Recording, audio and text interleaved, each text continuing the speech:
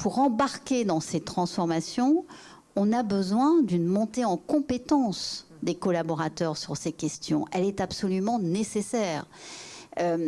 Parce que si on ne l'a pas, et c'est un frein, on ne pourra pas aller aussi loin que cela. Je parlais tout à l'heure d'agriculture régénératrice. Si on ne donne pas les compétences pour conduire ces transformations, certains savent très bien de quoi je parle, on ne peut pas aller très très loin.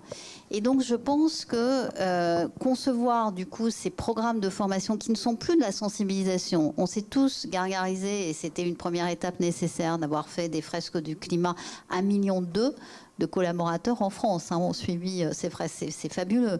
Mais voilà, maintenant, il faut qu'on soit au-delà de ça et qu'on tombe à la véritable formation, c'est-à-dire celle qui va inciter chacun à se poser des questions et être en capacité d'aller les poser à ses collaborateurs et qui, du coup, commence à donner les compétences nécessaires pour chacun des métiers.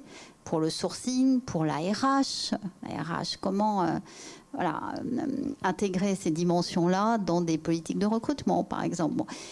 Et donc, ces formations, il me semble qu'on peut les construire ensemble, pour le coup, parce qu'il y a beaucoup de choses qui retombent à chaque fois sur des fondamentaux, quels que soient les métiers. Enfin, le métier de l'achat responsable, c'est un métier qui n'est pas si différent que cela d'une entreprise et d'une autre. Voilà, donc, je suis en train de me lancer dans cette grande aventure-là, moi, et j'y crois énormément parce que tout le monde a besoin de sens.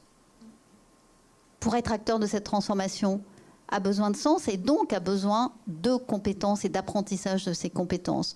Voilà, donc deuxième difficulté, mais en même temps qui peut être, me semble-t-il, levée.